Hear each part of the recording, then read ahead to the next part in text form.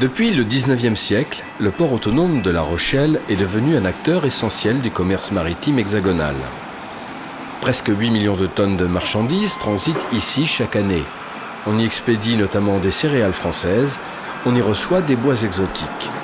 C'est le deuxième port d'Europe pour l'importation de grumes tropicales. Des cargos du monde entier accostent ici, un lieu à l'accès très réglementé où les distractions se font rares une fois le travail terminé.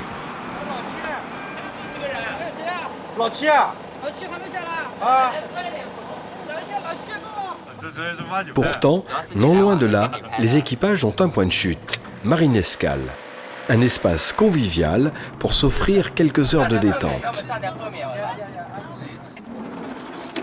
Eux viennent de Chine et connaissent bien ce lieu.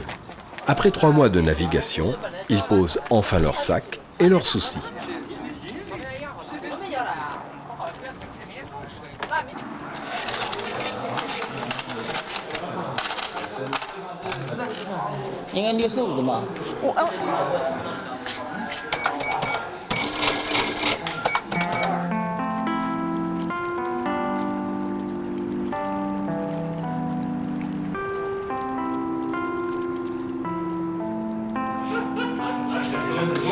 Si cet endroit a une âme, c'est grâce à ces anciens navigants et passionnés de la mer.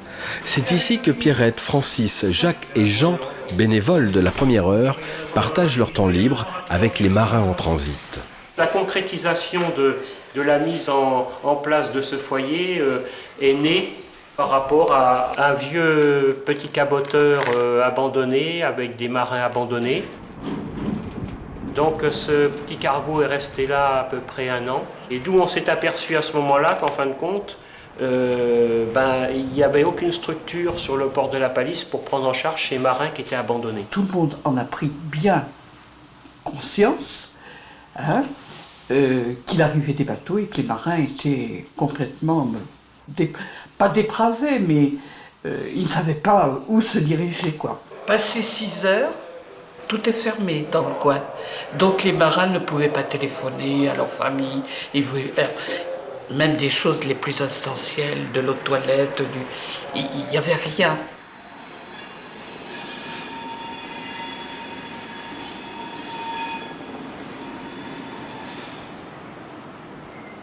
Pour que l'association Marinescal tienne le cap, il faut en permanence un homme sur le pont.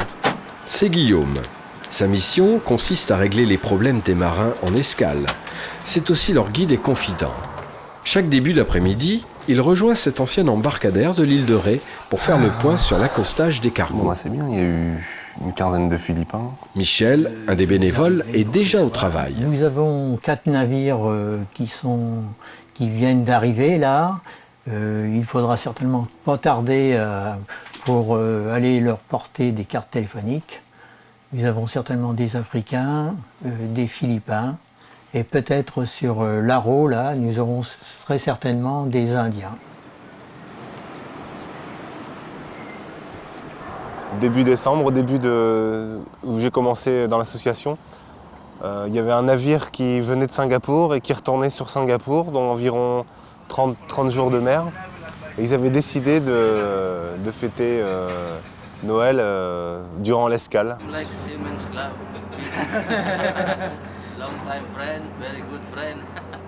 Ma vie, je la conçois par la rencontre de l'autre. Peu importe d'avoir une voiture confortable ou une grande maison, je pense que quand j'arrêterai ma vie professionnelle, ma richesse, ce sera toutes ces rencontres que j'ai pu faire. Après de longs mois passés en mer, dans ces immenses coques d'acier, les marins ont beaucoup à partager. Une simple visite des amis de Marinescal et les visages s'illuminent.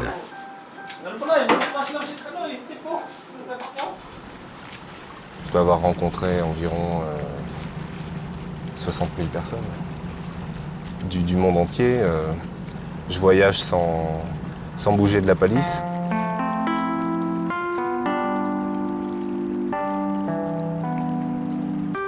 Notre but, c'est tout de même de servir les marins et leur donner, pendant leur escale, un moment agréable à vivre. Chacun s'est investi au niveau de un certain nombre de nos bénévoles de la première heure, malheureusement, nous ont quittés ou ont disparu. Mais l'esprit reste toujours. Donc c'est vraiment un esprit au service des marins. On avait un des fondateurs, si je puis dire, qui était Joseph Frontenot, qui était un prêtre ouvrier au milieu de la mer. On avait un pasteur protestant, on avait des syndicalistes de tous bords, et puis des gens qui travaillaient dans le caritatif. Quand je suis arrivé ici, il y avait déjà un prêtre qui suivait la mission de la mer, et on m'a demandé de pouvoir continuer. Et donc, tout de suite, bien sûr, j'ai été en lien avec Marine Escale. J'essaye d'y être présent. C'est pas toujours facile parce que j'ai pas mal d'activités au niveau de la paroisse, mais j'essaye de temps en temps de faire des permanences avec les bénévoles à Marine Escale.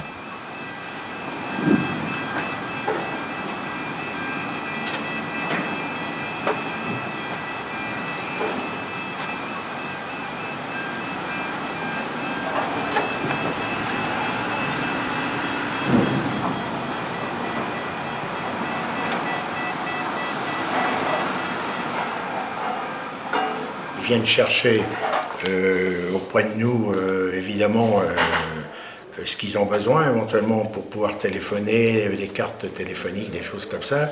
Mais ils viennent chercher éventuellement un sourire. Des fois, ils n'ont pas d'argent et un sourire, ça leur fait du bien. Je partage des moments très, très, très bons et je partage des moments très difficiles pour le marin. Quand il y en a un qui vient au Seamen's Club qui me dit que sa maison vient de brûler aux Philippines et qu'il faut trouver une solution pour envoyer de l'argent le plus vite possible.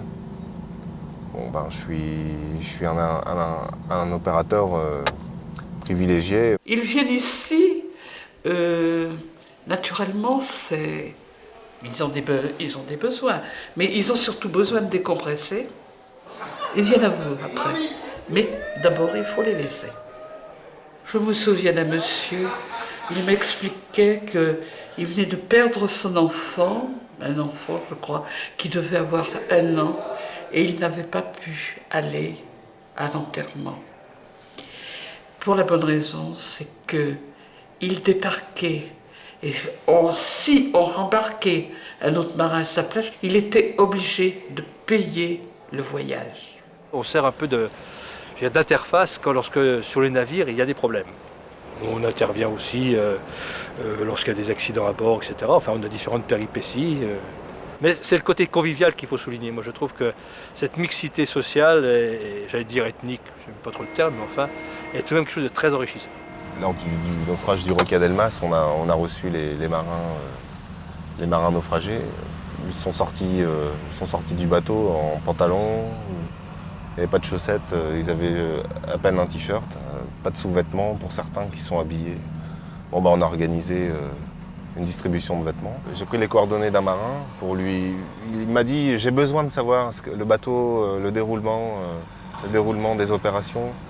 Une semaine après, je tombe sur sa femme qui me dit mais vous savez, il est reparti 9 mois là, sur un bateau. C'est sans faille, il faut repartir pour permettre aux enfants d'étudier et à la famille de survivre, quoi. C'est une leçon d'humanité énorme.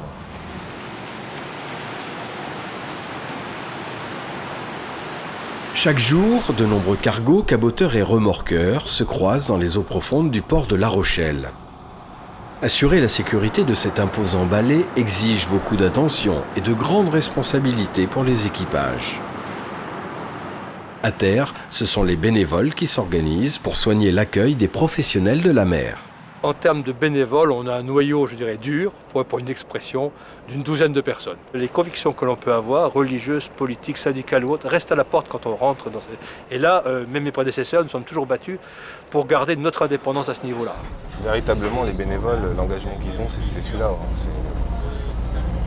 C'est de permettre aux marins d'avoir une personne à son service. Le marin, c'est quand même un profil psychologique de personnes ou très exubérantes qui c'est vraiment le vieux loup de mer qui dès qu'il est au port faut qu'il s'éclate. Quand ils sont en ville, qu'ils voient des familles avec des enfants, peuvent pas s'empêcher de penser que les jours qui passent seront des jours sans les voir. Quand vous avez un marin qui découvre l'image de son enfant qui vient de naître et qu'il ne le verra que dans 6 mois, ça inspire le respect. Un cargo vient de faire escale à l'appontement pétrolier. Seulement quelques heures de pause pour l'équipage et un rendez-vous à ne pas manquer pour Lazare et sa femme qui viennent comme à la maison au Siemens Club. Quand tu viens dans une ville, tu ne connais personne. C'est ta maison. Donc c'est le confort, quoi. On se retrouve, quoi. Tu viens, tu as des cartes téléphoniques. Tu peux appeler la famille à n'importe quel moment. C'est notre maison, on ne peut pas fuir, quoi. Tu ne veux pas au Siemens Club, tu vas aller où? Parce que tu viens dans une ville, tu ne connais personne. C'est la maison. Donc c'est la première des choses, c'est le premier réflexe du marin, quoi, le Siemens Club. Voilà. Et quand on vient, on est content, on s'amuse, et puis c'est bien, quoi. Si tu es dans une période d'hiver, quoi, tu peux prendre des vêtements de froid. Ça va prix, c'est gratuit, quoi. Là, on croit aussi que c'est un marin de nationalité. Voilà, on est tous des frères, quoi. Donc on se colle à un Siemens Club. C'est un club privé, quoi, pour les marins, quoi. Donc là, on s'amuse, et puis c'est fini, quoi. Donc ils prennent une bière et puis ils vont me déposer en voiture. Au bateau. Puis les Siemens Club, c'est des anciens marins, quoi. Donc ils connaissent vraiment la vie des marins, la solitude. Donc si tu trouves là un marin, un ancien marin, tu es content, quoi, parce que tu racontes l'histoire qu'il a vécue avant. Là, tu fais 1 mois, 2 jours, 3 jours à mer, tu es sur le bateau. Et quand tu descends, tu viens là, c'est quand tu mets les pieds à terre, quoi. Tu es content, quoi. Voilà.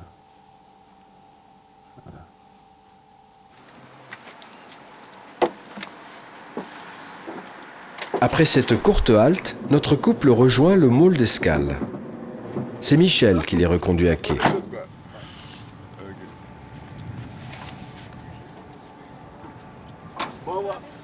Bonne chance.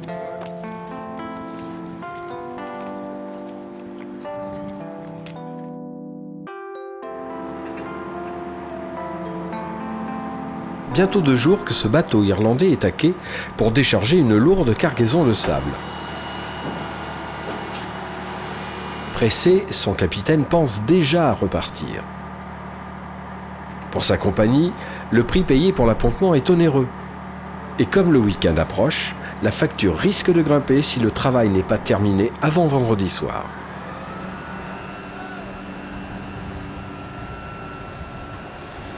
À bord, les longues journées de labeur et les mois passés loin du foyer éprouvent les hommes. L'escale devient le seul moment pour se ressourcer et surtout partager ses problèmes. Un marin, il a aussi sa fierté. Il ira difficilement dire à son compagnon de voyage qu'il a le mal du pays. Mais à moi, il viendra me le dire et je viendrai lui dire. J'essaierai de lui remonter le moral. Et voilà, mais c'est vrai, ça crée des liens. C'est des gens qui ne fonctionnent pas du tout comme nous. Vous arrivez sur le bateau, vous n'êtes pas assis, vous avez déjà une boisson dans la main, une assiette sur les genoux, quoi. C'est... Since I've been in sea for almost 12 years, and they are the only people who come on board to visit us and help us sometimes with our problem.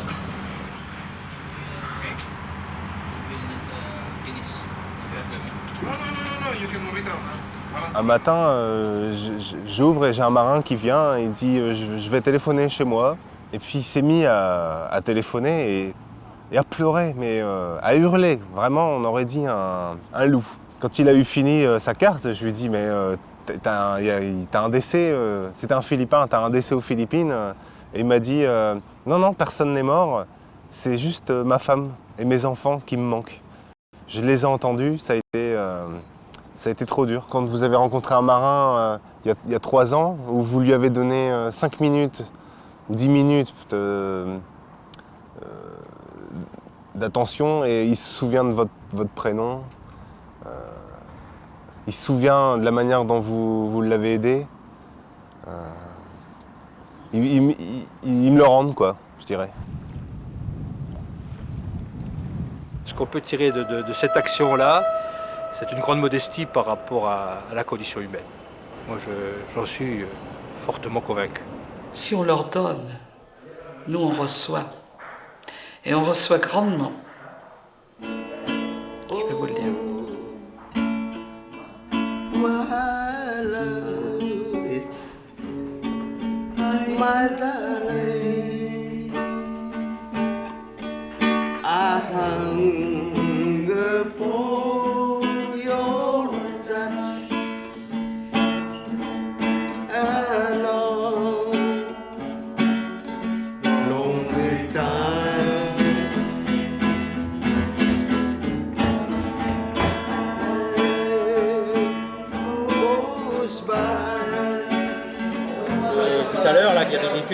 Il y a des Indiens, il y a des Russes, des Anglais, des Hollandais.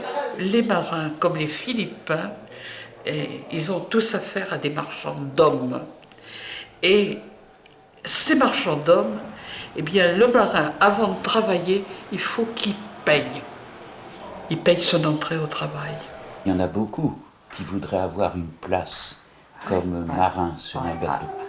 Parce qu'il y a du chômage, parce qu'ils gagnent plus sur un bateau que s'ils sont chez eux à travailler. Donc c'est un peu leur avenir. Moi j'ai connu des marins qui restaient 12 ou 15 mois à bord. Et il faut voir un peu ce que ça implique. C'est un autre monde.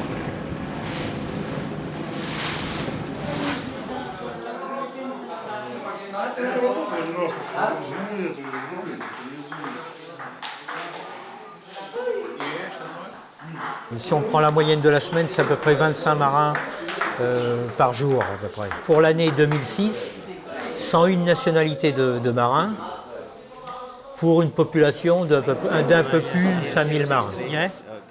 On parle tous en anglais, comment dire, peu orthodoxe, et finalement chacun, on arrive vraiment à se comprendre.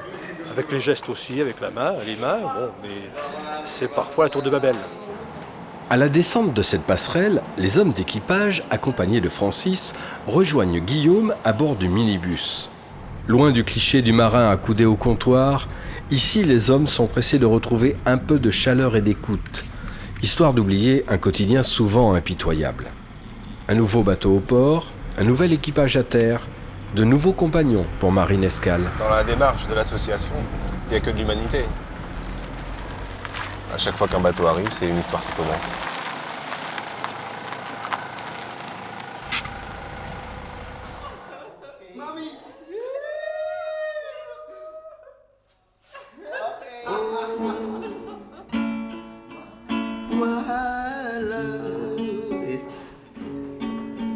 My darling,